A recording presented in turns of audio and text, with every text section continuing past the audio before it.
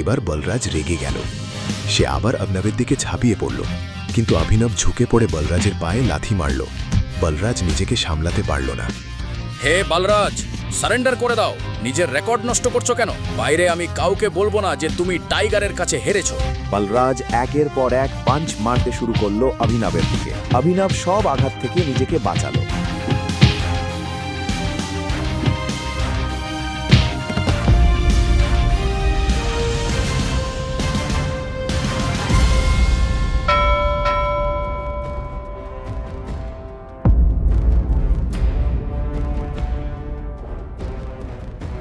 শেষে অভিনব বলরাজকে ছেড়ে রিংয়ের এক কোণে গিয়ে চুপচাপ দাঁড়ালো।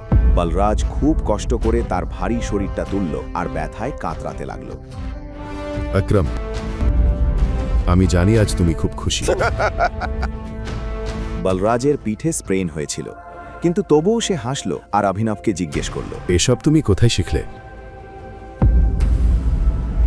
এগুলো আমি উত্তরাধিকার হিসেবে পেয়েছি। আমার সঙ্গে একটা ড্রিঙ্ক করবে?